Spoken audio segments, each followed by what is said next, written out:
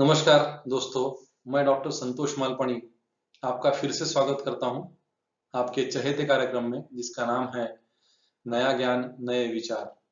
इस कार्यक्रम में हम लोग मधुमेह के बारे में बातें करते हैं और कुछ ऐसी बातें आपको बताते हैं जो नई हैं, लेकिन बहुत बातों के बारे में आपके मन में काफी कुछ गलतफहमियां हैं।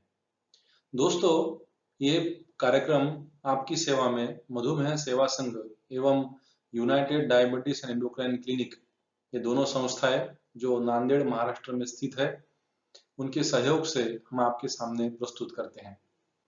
आज का जो एक पेशेंट ने मुझे सवाल पूछा था वो था कि डॉक्टर, क्या हम लोग पैनक्रियाज की कार्यक्षमता कितनी है वो जान सकते हैं, या फिर हमारा इंसुलिन जो पैनक्रियाज तैयार करती है वो किस प्रकार से काम करता है, अच्छे से काम कर पाता है या नहीं, ये जान सकते हैं। तो ऐसी कोई जांच है क्या, ये मुझे बताइए। दोस्तों, बहुत महत्वपूर्ण सवाल है और मैं कई लोगों को देखता हूं आजकल कि जो डायरेक्ट लेबोरेटरी में जाके बहुत बार ये जांच करके ही डॉक्टर के पास आते हैं। यह सब जांच जो हम लोग करते हैं ये पेशेंट को देख के हम लोग सोचते हैं कि जांच कौन सी करना चाहिए। जिस जांच करने से ट्रीटमेंट में फर्क पड़ता है वही जांच हम लोग पेशेंट को करने को कहते हैं। सभी को यह जांच करना जरूरी नहीं होती, क्योंकि ये जांच थोड़ी सी महंगी भी होती है। अगर ट्रीटमेंट पे सही मायने में फर्क पड़ता है तो ही यह जांच हम लोग पेशेंट से करवाते हैं। तो दोस्तों, कुछ जांच ऐसी है जिससे हमें पता चल सकता है कि आपकी पैनक्रियाज कैसे काम कर रही है। आपकी पैनक्रियाज क्या आपके लिए इंसुलिन बराबर तैयार कर रही है, कितना इंसुलिन तैयार कर रही है भी मालूम पड़ सकता है हमें। आपके शरीर में इंसुलिन रेजिस्टेंस यानी इंसुलिन के कार्य को कुछ रुकावट है क्या, वो भी हमें पता चल सकता है। और जो इंसुलिन तैयार हो रहा है वो आपके लिए काफी है क्या, क्योंकि बहुत सारे लोगों में इंसुलिन को रुकावट होती है। तो ऐसे लोगों में हम लोग इंसुलिन की रुकावट और इंसुलिन का प्रमाण कितना है ये भी देख सकते हैं। और सबसे महत्वपूर्ण बात, जब हमें थोड़ी सी दिक्कत होती है कि किस प्रकार का मधुमेह है और उसे कौन सी दवाई देना चाहिए, तो ये भी जांच करके हमें मालूम पड़ सकता है कि दवाई हमें कौन सी लागू पड़ सकती है, कौन सी दवाई हमें कारगर सिद्ध हो सकती है। तो दोस्तों, मैं जिस जांच की बात कर रहा था उसे हम लोग कहते हैं सीरम इंसुलिन लेवल। दूसरी जांच है सी पेप्टाइड लेवल।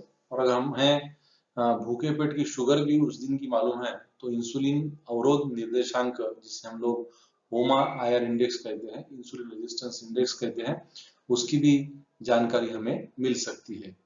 ये तीनों भी जांच जो है ये भूखे पेट करना चाहिए।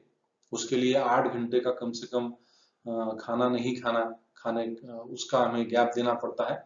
और उसके बाद में हम लोग लेबोरेटरी में जाएंगे तो लेबोरेटरी को पहले जानकारी देना पड़ता है कि हमें ये जांच करना है। सीरम इंसुलिन लेवल जो है वो कर सकते हैं हम लोग, सी पेप्टाइड लेवल कर सकते हैं। दोनों वे के बाद में हम लोग भूखे पेट का शुगर करके इंसुलिन अवरोध का निर्देशांक भी प्राप्त कर सकते हैं।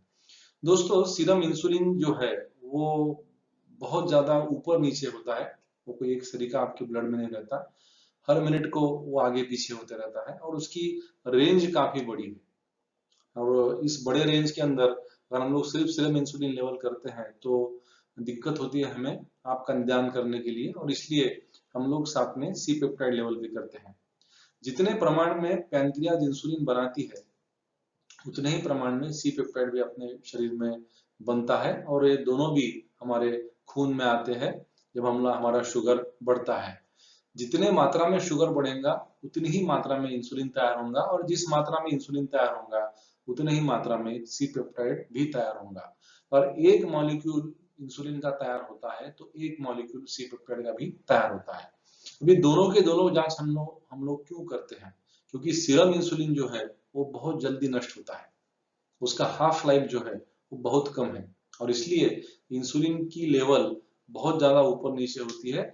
लेकिन सी पेप्टाइड का हाफ लाइफ ज्यादा है और इसलिए इसकी लेवल काफी हद तक कांस्टेंट होती है, और इसलिए हम लोग सी पेप्टाइड को सरोगेट मार्कर कहते हैं इंसुलिन लेवल का। यानी जितने प्रमाण में इंसुलिन तैयार होगा उतने ही प्रमाण में सी पेप्टाइड तैयार होता है, और उस पर हमें अंदाजा हम लोग लगा सकते हैं कि आपके शरीर में इंसुलिन कितना तैयार हो रहा है।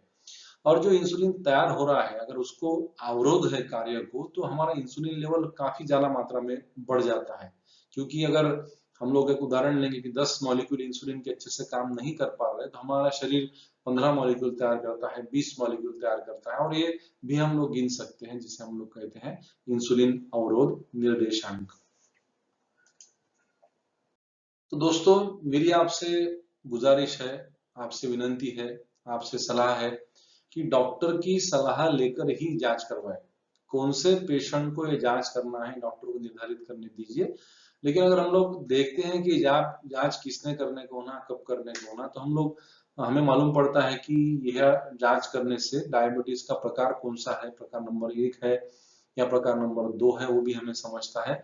ये भी देखने के लिए हम लोग एक जांच कर सकते हैं कि दवा कौन सी अच्छी काम करने वाली है, और यह भी देखने के लिए हम लोग जांच कर सकते हैं, जो हमने पहले चर्चा में की थी, कि भाई हमारी जो दवा हम लोग दे रहे हैं, विशेष रूप से जो गोलियां हम लोग आपको देते हैं, वो कितने प्रमाण में अच्छे से काम कर सकती हैं, क्या मौखिक दवाएं काम कर रही है या नहीं, ये भी हमें इस जांच से समझ में आता है। और इंसुलिन के कार्यों का अवरोध है क्या, और कौन सी दवा देके हम लोग ये अवरोध कम कर सकते हैं, उसकी भी जांच हमें मिल सकती है। मैं फिर से आपसे विनती करूंगा कि ये जांच जो है डॉक्टर की सलाह लेकर ही कीजिए, क्योंकि ये जांच थोड़ी सी महंगी है, और जाने के पहले आप लेबोरेटरी को इन्फॉर्म कीजिए कि हम लोग आने वाले हैं और ये जांच करने वाले। तो दोस्तों, आज के लिए इतना ही काफी है। अगला सवाल लेके, अगला विचार लेके, अगला ज्ञान लेके मैं आपके सामने फिर हाजिर होऊंगा।